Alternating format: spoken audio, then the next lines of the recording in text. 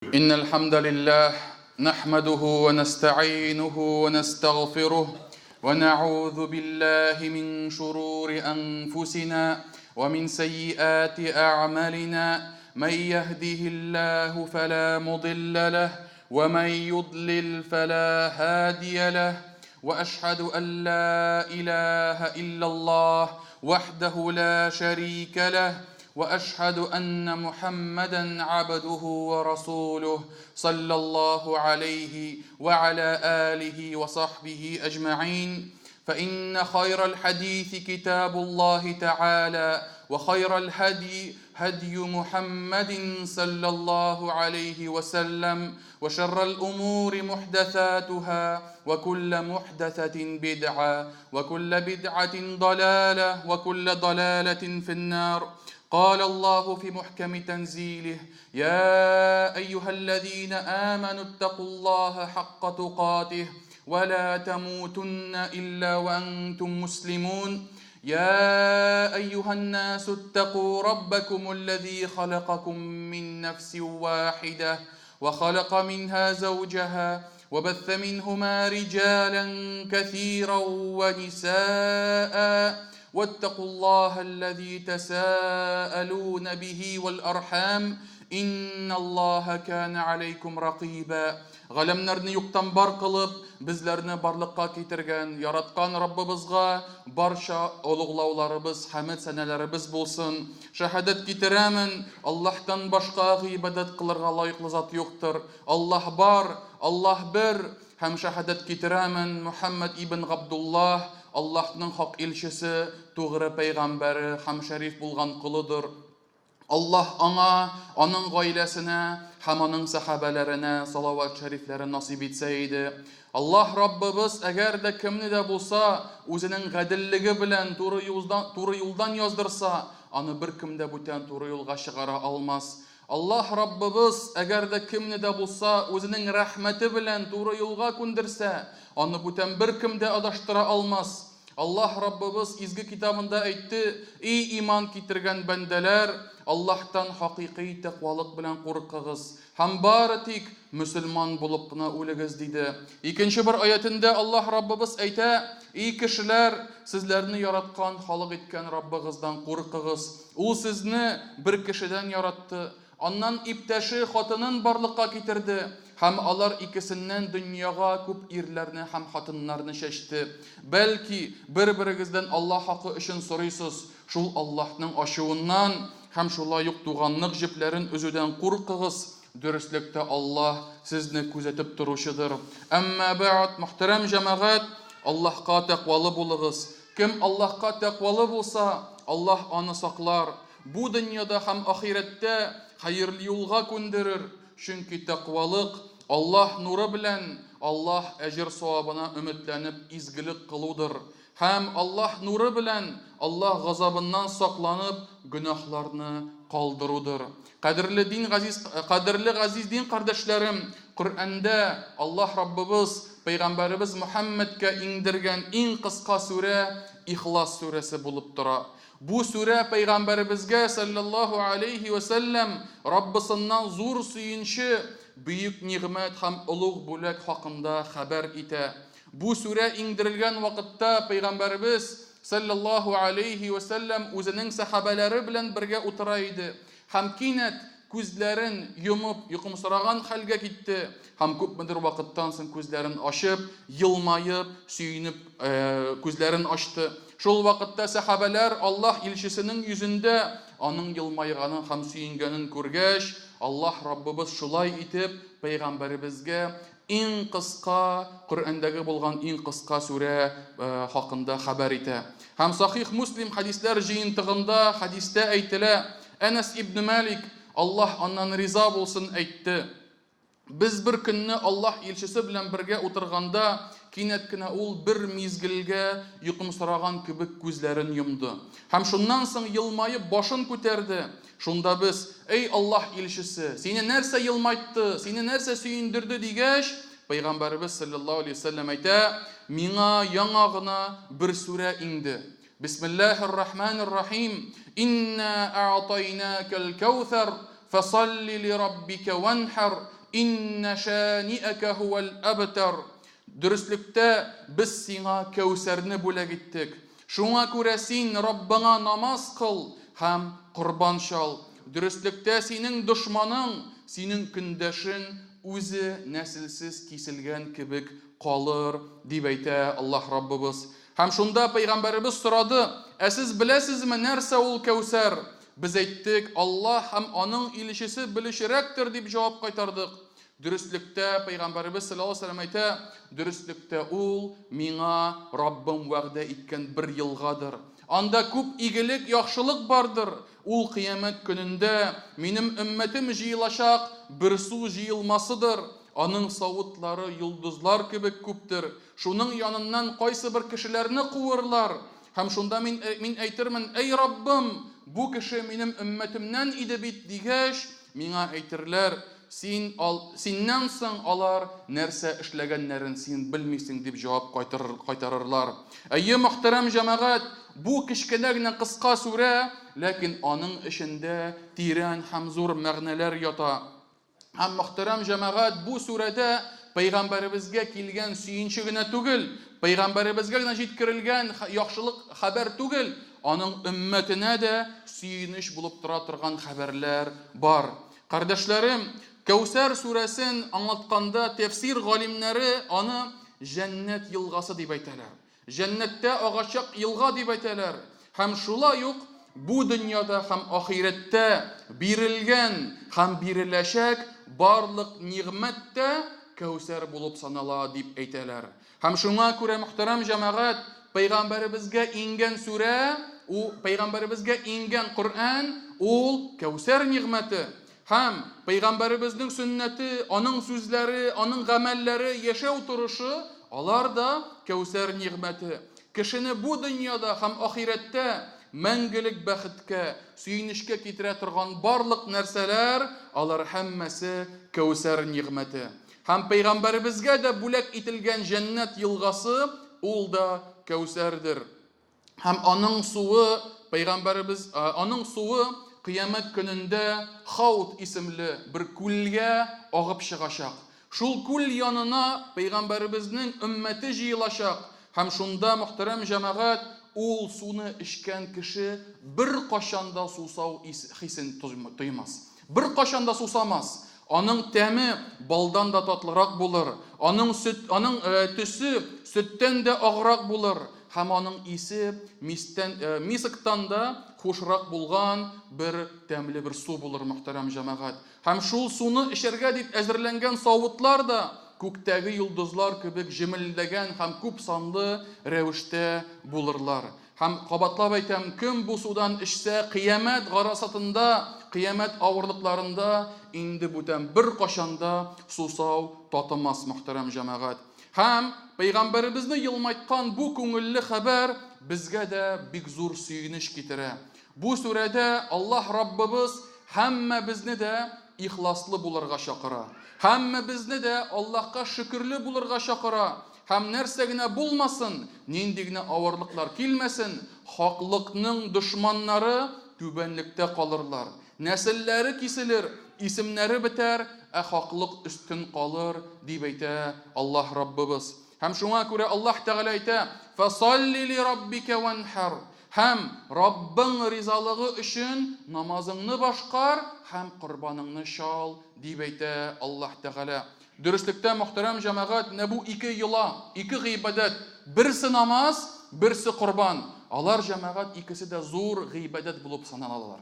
Чөнки беренчесе тән гыйбадәте, тәнебез белән, кулларыбыз, аякларыбыз белән башкарыла торган гыйбадәт, икенчесе исә корбан чалу, ул безнең малыбыз белән, мал-мөлкәтебез белән, байлыгыбыз белән башкарыла торган зур бер гыйбадәт булып санала. Һәм кем бу дөньяда һәм ахирәттә үзенә изгелекләрне, әҗр-савапларны теләсә һәм Пәйгамбәребез белән бергә кыямәт көнендә шул күлнең суыннан татып карарга теләсә, ул, мөхтәрәм җәмәгать, Пәйгамбәребез кылган изгелекләрдә тырышырга тиеш. Һәм Аллаһка гына багышлап, аңа гына буйсынып, шул изгелекләрне кылырга тиеш. Чөнки Кәүсәр ул ихласлылык җимеше. Ихлассыз булмаган кешегә Кәүсәр булмас. Кем Аллаһка буйсынмаган хәлдә булса, Аллаһ каршында тәкәббер булган булса, аларга Кәүсәр булмас. Һәм шуңа күрә Кәүсәр елгасы, Кәүсәр суы ихласлылык җимеше. Аллаһка буйсыну җимеше. Аллаһ каршында үзеңне түбәнчелекле тоту җимеше, мөхтәрәм җәмәгать. Һәм шулай ук Пәйгамбәребезгә иярү, аның юлында булу, ул да Кәүсәргә китерә торган бер сөенеч булып тора. Һәм хадистән әйтелгәнчә, кемдә кем, әгәр дә Пәйгамбәребез юлыннан тайпылса, икенче бер юл сайлап алса, аны җәмәгать кыямәт көнендә шул күлдән куарлар. Шул күлнең суыннан эчәргә бирмәсләр. Һәм Пәйгамбәребез дә кайгырып, бу кеше минем өммәтем иде бит, минем өммәтемнән иде бит дигәч тә, Аллаһ Раббыбыз нинди җавап кайтарыр? Синнән соң, син вафат булганнан соң кыямәт көненә хәтле нәрсә эшләгәннәрен син белмисең дип кенә Аллаһ Раббыбыз җавап кайтарыр. Һәм шулай итеп синең юлыңда булмадылар, синнән адаштылар дип әйтелер, мөхтәрәм җәмәгать. Һәм шуңа күрә ихлассызлык һәм риялы булу Кәүсәр суыннан мәхрүм итә торган бер эш. Пәйгамбәребез юлыннан тайпылу Кәүсәр суыннан мәхрүм итә торган бер эш. Һәм шуңа күрә, мөхтәрәм җәмәгать, менә бүгенге көндә дә безнең хәзерге көнебезгә хәтле сакланып калган әһле суннәдән дип саналган 4 мәзһәбебезне дә алсак та, Имам Абу Ханифа мәзһәбе, Имам Малик мәзһәбе, Имам Шафиғи мәзһәбе, Имам Әхмәд мәзһәбе, әгәр дә аларны карасак, алар һәммәсе дә Пәйгамбәребезнең юлы динебезнең асылы дип әйттеләр. Иң беренче нәрсәгә таянабыз? Коръәнгә таянабыз дип әйттеләр. Һәммәсе, һәрбер дүртесе дә. Икенчесе соң нәрсә? Икенчесе Пәйгамбәребезнең сөннәтенә, Пәйгамбәребезнең юлына ябышабыз дип әйттеләр, мөхтәрәм җәмәгать. Һәм шуңа күрә кемдә кем, әгәр дә Коръән генә кирәк, Коръәнгә генә ябышыйк, сөннәт кирәк түгел, сөннәт мөһим түгел дип әйтүче булса, бу кеше абашык адашуда булып санала, мөхтәрәм җәмәгать. Абашык Пәйгамбәребез юлыннан, галимнәребез юлыннан тайпылган кеше булып саналыр, мөхтәрәм җәмәгать. Аллаһ Раббыбыз һәммәбезне дә ушбу адашулардан сакласа иде. Һәм кыямәт көнендә бу кешеләр Кәүсәр суыннан мәхрүм ителерләр, Аллаһ сакласын. Һәм 3нче аятында Аллаһ Раббыбыз әйтә: "Инна шани'ака хувал абтар." Дөрестлектә синең дошманнарың, синең көндәшләрең, алар үзләре дә нәселсез калырлар дип әйтә Аллаһ Тәгалә. Һәм Мәккәдә яшәгәндә Мәккә мөшрикләре Пәйгамбәребездән көлә иделәр. Чөнки Пәйгамбәребезнең бар иде балалары, ләкин балалары арасында бәлагат яшенә, ягъни зур яшькә бары тик кызлары гына исән булды һәм кызлары гына бәлиғ калды. Әмма ләкин 4 кызыннан кала аның тагын 3 малайы булды, ул 3 малайы да кичкенә вакытта яшьли вафат булдылар.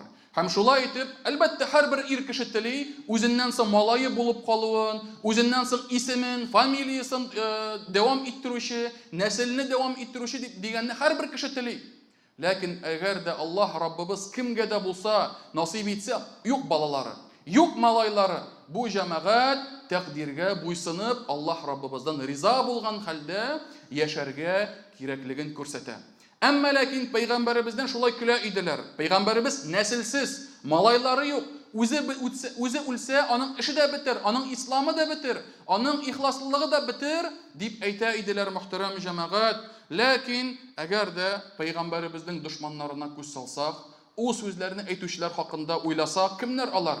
Әбу Җәһл, Әбу Ләһәб, алар хакында без нәрсә беләбез? Алар нәрсә булдылар? Кем калдырдылар? Алар җәмәгать бүгенге көндә Әбу Ләһәб дигәч, без таббат яда Әби Ләһәб ва таб дигән сүрәне искә төшерәбез. Әбу Ләһәб үзе бетсен, һәм аның куллары корысын дигән сүзләрне укыйбыз, мөхтәрәм җәмәгать. Аның җәһәннәмдә янашагын без укыйбыз, мөхтәрәм җәмәгать. Бүтән бернинди мәгълүмат та безгә кирәк түгел. Әбу Җәһл ул кем? Ул бай иде, ул зур дәрәҗәле кеше иде. Кем булып калды? Ул шул мөшриклегендә, шул дошманлыгында вафат булып, мәңгелек җәһәннәм әһелләреннән булды. Һәм шуңа күрә, мөхтәрәм җәмәгать, Пәйгамбәребезнең дошманнары, алар һәммәсе дә юкка чыктылар, һәммәсе дә беттеләр. Һәм без алар хакында бер генә яхшы әйбер дә истә тотмыйбыз, мөхтәрәм җәмәгать. Һәм шулай ук Пәйгамбәребез булсынмы, аның сахабалары булсынмы, аларга каршы дошман булганнар, аларга каршы көрәшкәннәр, аларны кем белә? Сахабаларны бөтенебез беләбез. Табигиннар, Хасан аль-Басри, Саид ибн аль-Мусаййиб, Саид ибн Җубайр, аларны кыерсыттылар, аларга авырлык китерделәр. Кемнәр аларга авырлык китерүчеләр? Кемнәр аларның дошманнары булды? Кем аларны кыйнады? Кем аларны төрмәгә япты? Кем аларны үтерде? Без аларны белмибез, мөхтәрәм җәмәгать. Ләкин ул табигиннарны, аларның зур гыйлемнәрен без һаман да искә алабыз. Шулай ук, мөхтәрәм җәмәгать, Абу Ханифа хәзрәтләре, имам Абу Ханифа, кем аны кыйнатты, кем аны төрмәгә япты, без аны белмибез. Ул онытылды, ул бетте. Аның исе, аның сүзләре, аның ниләр бөтенсе онытылды. Әмма имам Абу Ханифа дип без бүгенге көнгә кадәр аның гыйлемен өйрәнәбез. Имам Маликның куллары күтәрелмәслек рәвешкә кыйналганын, кулларын күтәрә алмаслык шул хәтле авырлык газап кичкәннән соң да, кем аның кулларына сукты? Кем аны кыйнаттырды? Без аларны һәммәсен оныттык. Без аларны белмибез. Имам Әхмәдне 2 ел буена төрмәдә ябып тотты, әзерлектәделәр, газапладылар. Кем аларны хәзер белә? Имам Әхмәдне һәрбер кеше белә. Шулай ук, мөхтәрәм җәмәгать, ул галимнәребез генә түгел, татар галимнәрен генә алсак та була. Мәрҗани хәзрәтләре, Габдулнасыр Курсауи хәзрәтләре, хәтта Ризааддин Фәхреддин хәзрәтләре, алар өстеннән донослар язганнар, алар турында төрле начар сүзләр таратканнар. Аңа бәлки хәтта Риза хәзрәтләренә ипи саттырмаска, ашамлык саттырмаска дип указ биргән секретарьлар, комиссарлар, алар кайда хәзер? Кем аларны белә? Аларны бер кем дә белми. Әмма ләкин алар хакында Мәрҗани хәзрәтләрнең гыйлемнәре, китаплары алар бүгенге көнгә кадәр бар. Курсауи хәзрәтләре хакында бүгенге кадәр гыйлемнәр бар. Ризааддин Фәхреддиннең язылган китаплары бүген бихисап. Һәм шуңа күрә, мөхтәрәм җәмәгать, Аллаһ Раббыбыз безгә бу дөньяда үзенең кагыйдасын куйды. Хаклык калыр, залимлык, зулымлык, гаделсезлек юкка чыгыр, онытылыр, киселер һәм нәселсез калыр дип әйтә. Һәм шуңа күрә Аллаһ Раббыбыз Коръәндә Ибраһим сүрәсендә әйтә: ولا تحسبن الله غافلا عما يعمل الظالمون إنما يؤخرهم ليوم تشخص فيه الأبصار. Bir кашанда Аллаһ залимнәрнең нәрсә эшләгәннәрен белми дип уйлама дип әйтә Аллаһ Тәгалә. Bir кашанда уйлама, ләкин ул аларга бары тик куркудан күзләре күтәрелеп караячак көнгә кадәр, ягъни кыямәт көненә кадәр генә аларга кичектерү бирә дип әйтә Аллаһ Раббыбыз. Һәм шуңа күрә, мөхтәрәм җәмәгать, Пәйгамбәребезнең көндәшләре киселде, калды, онытылды. Аларны бүтән зикр итмибез, бүтән искә алмыйбыз. Һәм шулай ук Пәйгамбәребез юлында булган сахабалар, табигиннар, галимнар, аларга да зыян китергәннәр, алар бөтенсе дә онытылып бетте. Алар бөтенесе дә юкка чыкты. Һәм шуңа күрә, мөхтәрәм җәмәгать, шулай итеп Аллаһ Раббыбыз кушканча Пәйгамбәребездән үрнәк алып, аның юлына ябышып яшәргә һәм шуның белән сөенеп яшәргә, мөхтәрәм җәмәгать, безгә һәммәбезгә дә тиешледер. Шулай ук, мөхтәрәм җәмәгать, Ихлас сүрәсе безгә 2 зур асылны күрсәтә. 2 зур мөһим булган нигезне күрсәтә. Беренчесе исә ихласлы булу. Аллаһка гына юнәлтү, нинди генә изгелек эшләмә, нинди генә яхшы гыйбадәт кылма, ниятеңдә, уеңда бары тик Аллаһ ризалыгы гына булсын. Аллаһ Тәгалә әйтә: "Фасалли ли раббика ванхар." Раббың ризалыгы өчен генә намазыңны кыл һәм курбаныңны чал. Кемдер мактасын дип түгел, кемнеңдер алдында яхшы булып күренергә дип түгел, үзеңне кешеләргә бай, юмарт итеп күрсәтер өчен түгел. Аллаһ ризалыгын өмет итеп, курбаныңны чал дип әйтә. Һәм шуңа күрә Әнғам сүрәсендә 162 аятында әйтелә: "Кул инна салати ва нусуки ва махяя ва мамати лиллаһи раббил аламин, ла шарика лах, ва бидалика умирту ва ана аввалул муслимин." Әйт, минем намазым, минем курбаннарым, минем тормышым һәм минем үлемем галәмнәрнең Раббысы Аллаһ ризалыгы өчен генәдер. Һәм аның бер тиңдәше дә юк. Һәм бу миңа әмер ителде, һәм мин мөселманнар арасында беренчемен дип Аллаһ Тәгалә Пәйгамбәребезгә әйтергә куша. Һәм шуңа күрә ихласлылык, риялык гамәлләрдән имин булу беренче асыл булып тора. Икенче асыл исә Пәйгамбәребез юлына иярү. Кем кем аның юлына дошманлык күрсәтсә, кем пәйгамбәребезне сөймәсә, аның сүзләрен, аның гамәлләрен яратмаса, киселгән, онытылган хәлдә калыр, һәм Аллаһ Раббыбыз һәммәбезне дә бу эштән сакласын. Һәм ахыр сүземдә әйтеп үтәсем килә, Анас ибн Маликтән килгән икенче бер хадистә, Аллаһ аннан риза булсын, әйтелә. Анас ибн Малик әйтте: "Мин Мәдинәдән чыкканда бик күп хатын-кызларның Аллаһтан сорап дуга кылганнарын ишеттем" ди. Дугаларында: "Я Раббыбыз, Пәйгамбәребез белән берлектә кыямәт көнендә булачак күлгә безне җыйсаң иде" дип дугаларында әйтәләр иде дип әйтә. Һәм шуңа күрә, мөхтәрәм җәмәгать, бу бик әһәмиятле дуга, бик кирәкле дуга. Һәм сахабәләр заманындагы хатын-кызларның да нинди зур һәм тирән мәгънәле дуга кылганлыкларын күрсәтә. Чөнки кем кыямәт көнендә ул күл янына килсә, Пәйгамбәребез белән бергә җыелса, һәм шул судан татыса, җәмәгать шул суны эчеп караса, димәк, бу аның җәннәт әһле булырга беренче сөенчесе булып тора. Чөнки ул күл янында җәннәт әһленнән булмаганнар куылырлар, аларны алып китерләр. Җәннәт әһлеләре генә утырып, анда су эчерләр. Һәм шуңа күрә, мөхтәрәм җәмәгать, без дә шул хатын-кызларның үрнәгенә ияреп, без дә дугаларыбызда шул күлнең суыннан, Кәүсәр елгасының суыннан без дә авыз итсәк иде. Я Раббым, безне дә Пәйгамбәребез белән бергә шул күл янына җыйсаң иде. Шул татлы суларын авыз итәргә һәммәбезгә дә насип әйләсәң иде. Һәм безне дә үзеңнең ризалыгыңа ирештерсәң иде. Амин. Aqulu ma tasma'un wa astaghfirullaha li wa lakum wa lisa'iril muslimina min kulli dhanb fastaghfiruhu innahu huwal ghafurur rahim.